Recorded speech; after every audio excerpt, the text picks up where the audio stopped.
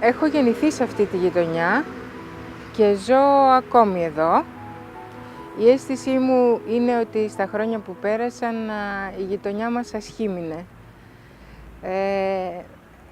Κάτι καλό που συνέβη είναι ότι ένα μηχανουργείο του Δήμου που υπήρχε σε αυτή την έκταση κάποια στιγμή απομακρύθηκε και εγκαταστάθηκε κάπου αλλού. Οπότε στη συνέχεια εμφανίστηκε ο αμπελώνας που δημιούργησε ο Δήμος Θεσσαλονίκης και νομίζω ότι οι γείτονες όλοι με χαρά είδαμε αυτή την πρωτοβουλία. Και στη συνέχεια μια μέρα περνώντας από την περιοχή αυτή είδα ένα μεγάλο ταμπλό που καλούσε τους κατοίκους να έρθουν και να πούνε τη γνώμη τους, να αποφασίσουν τι θα ήθελαν να γίνει σε αυτό το χώρο που στο μεταξύ είχε μετατραπεί σε ένα χώρο πρασίνου.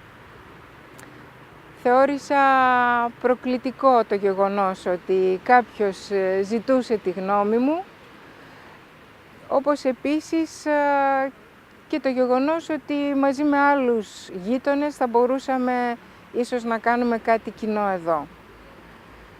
Στο μεταξύ, ήδη στο σπίτι μου καλλιεργούσα στην ταράτσα μου, είχα αρχίσει και καλλιεργούσα λαχανικά στην ταράτσα μου, οπότε η ιδέα της δημιουργίας ενός κήπου στη γειτονιά πια μου φάνηκε πάρα πολύ ελκυστική και πολύ πιο κοινωνική από την ταράτσα με τα λαχανικά. Ο λόγος λοιπόν που ήρθα εδώ ήταν για να καλλιεργήσω μαζί με άλλους ανθρώπους πια.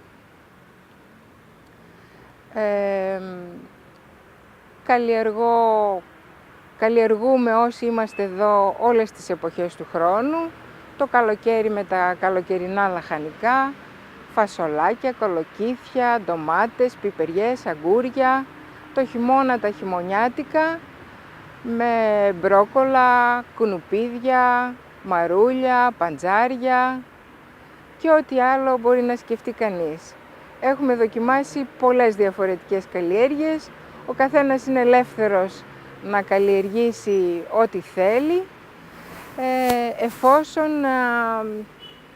συμβιβάζεται με ένα βασικό κανόνα που έχουμε αποφασίσει ότι ισχύει, που είναι το να καλλιεργούμε χωρίς χημικά λιπάσματα ή χημικά φάρμακα.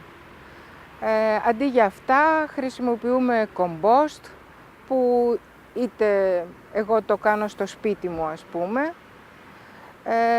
είτε όποιος έχει παρόμοια δυνατότητα φέρνει το δικό του κομπόστ, είτε το κομπόστ που φτιάχνουμε εδώ στον κήπο από τα υπολείμματα των καλλιεργειών μας, και μόνο με βιολογικά λιπάσματα ή σκευάσματα, αυτά που συνιστά η βιολογική γεωργία. Αυτός είναι ένας βασικός κανόνας που νομίζω ότι κανένας από όσους είμαστε εδώ δεν τον έχει παραβεί, γιατί έχουμε την αίσθηση ότι καλλιεργούμε για τον εαυτό μας και επιζητούμε την καλύτερη δυνατή ποιότητα. Αυτός είναι και ένας σημαντικός λόγος νομίζω για όλους μας, η ποιότητα της τροφής που καταναλώνουμε. Δεν εφαρμόζουμε κάποια περίπλοκη τεχνική, οι πιο πολλοί από εμάς ήταν αρχάροι, δεν είχαν ιδιαίτερη εμπειρία από καλλιέργεια λαχανικών, ωστόσο αποδείχτηκε ότι δεν είναι και τόσο δύσκολο όταν δεν περιμένεις να πάρεις και πολύ μεγάλες ποσότητες. Όσα παίρνουμε όμως, έχουμε την αίσθηση ότι έχουν καλύτερη γεύση, έχουν καλύτερη μυρωδιά από αυτά που αγοράζουμε από την αγορά. Από εκεί και πέρα νερό μας έχει δώσει ο Δήμος, έχουμε τη δυνατότητα και χρησιμοποιούμε νερό για να ποτίζουμε τις καλλιέργειες το καλοκαίρι. Θα έλεγα ότι καλύπτουμε ένα σημαντικό, κατά τη γνώμη μου, ποσοστό των αναγκών μας σε λαχανικά, σε όλες τις εποχές του χρόνου. Εγώ δεν θα το θεωρούσα υπερβολή να πω ότι καλύπτουμε το 1/3 των αναγκών μας ως οικογένεια. Αν βάλω και τα λαχανικά που καλλιεργώ στην ταράτσια μου, μπορεί να φτάνουμε και στο 1/2 των αναγκών μας. Τα λαχανικά μας δηλαδή κατά το ίμιση τα καλλιεργούμε εμείς, τα παράγουμε εμείς. Θα πρότεινα σε όποιον το σκέφτεται, γιατί έχω την αίσθηση ότι ο κήπος μας έχει προσελκύσει το ενδιαφέρον και των υπολείπων γειτόνων, αλλά και των πολιτών της Θεσσαλονίκης. Δεν υπάρχει περίπτωση να μην περάσει κάποιος δίπλα από τον κήπο το καλοκαίρι που είμαστε και πιο συχνά εδώ και να μην ρωτήσει τι είναι αυτό, πώς το καταφέρατε, τι λέει ο Δήμος. Οπότε βλέπω ότι υπάρχει ένα μεγάλο ενδιαφέρον. Θα προέτρεπα και τους υπόλοιπους συμπολίτες μας να επιδιώξουν τέτοιες δυνατότητες.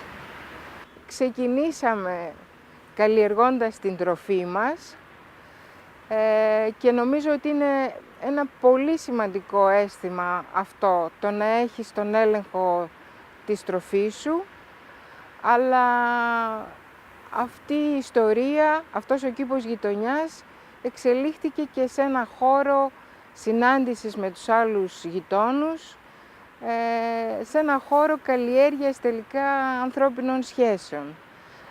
Υπήρχαν γείτονες που είχα πολλά χρόνια να μιλήσω μαζί τους και ίσως και από τότε που ήμουν παιδί και ξαναβρεθήκαμε να καλλιεργούμε εδώ και το καλοκαίρι να μαζευόμαστε τα βράδια, άνθρωποι κάθε ηλικίας, από ηλικιωμένους, ανθρώπους, νεαρά ζευγάρια με παιδιά, με μικρά παιδιά, με σύλλικες, όλες οι ηλικίες, να ανταλλάσσουμε μια κουβέντα, να ανταλλάσσουμε σπόρους, να ανταλλάσσουμε φυτά, συμβουλές για την καλλιέργεια. Και έτσι λοιπόν από την καλλιέργεια της τροφής έχουμε περάσει και στην καλλιέργεια των σχέσεών μας και κατά κάποιο τρόπο αυτός ο κήπος έχει αντικαταστήσει τις αυλές των μονοκατοικιών που υπήρχαν εδώ με μία κοινή αυλή για όλους. Έτσι λοιπόν ο Αμπελώνας μαζί με τον κήπο της γειτονιάς και τον Οπορώνα έχω την αίσθηση ότι έχουν ομορφύνει τη γειτονιά. Είναι όμορφο να περνάς και να βλέπεις όλα τα διαφορετικά χρώματα, είτε είναι αυτά λουλούδια είτε είναι λαχανικά. Πολλές φορές είναι χάρμα οφθαλμών να τα βλέπεις. Έχω την αίσθηση ότι ακόμη και οι άνθρωποι που δεν καλλιεργούν αλλά μένουν γύρω από τη γειτονιά ή απλώς διασχίζουν εδώ την περιοχή, πραγματικά χαίρονται την εικόνα του κήπου και σε ένα πολύ μεγάλο βαθμό τον υπερασπίζονται πια. Αν δουν από τα μπαλκόνια ότι κάτι συμβαίνει που δεν τους αρέσει, επεμβαίνουν, προσπαθώντας να προστατεύσουν τον κήπο, αν και έχουμε ελάχιστα, ίσως και κανένα περιστατικό βανδαλισμού. Είναι πραγματικά κάτι που μας χαροποιεί ιδιαίτερα,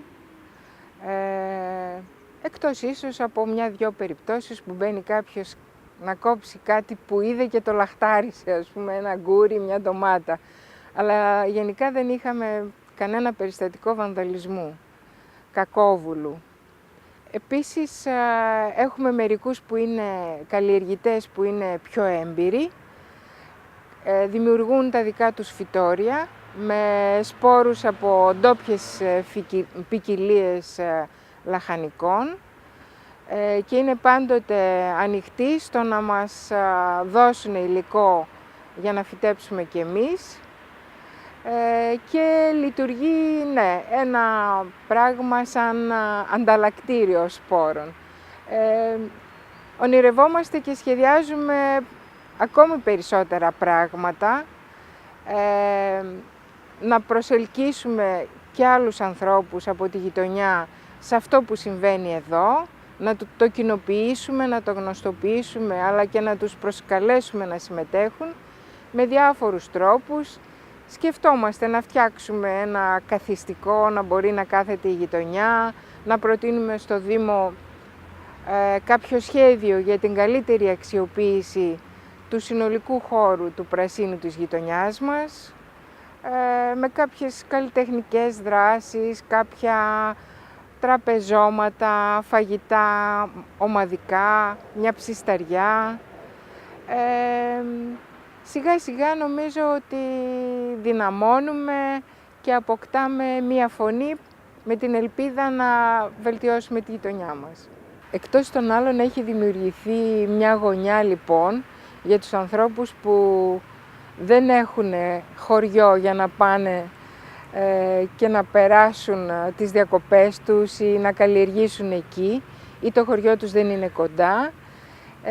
Έχει δημιουργηθεί ένας χώρος στη γειτονιά που μπορεί να λειτουργήσει και προς αυτή την κατεύθυνση. Κατά κάποιο τρόπο έχουμε φέρει τη φύση, ας πούμε, ή την καλλιέργεια μέσα στην πόλη, μια εικόνα με την οποία δεν είμαστε ακόμη καθόλου εξοικειωμένοι στη Θεσσαλονίκη. Και επίσης έχουμε δημιουργήσει ένα χώρο όπου τελικά συμμετέχουμε όλοι στη δημιουργία του. Η εντύπωσή μας από τους χώρους πρασίνου μέσα στις πόλεις, ειδικά στη Θεσσαλονίκη, είναι μην πατάτε το πράσινο. Αυτό είναι και δεν μπορεί κανείς να κάνει τίποτε. Εδώ λοιπόν έχει δημιουργηθεί ένας χώρος που μπορούμε να τον δημιουργήσουμε όλοι μαζί όσοι συμμετέχουμε σε αυτή την κίνηση του κήπου γειτονιάς, του κήπου στον Κήβο.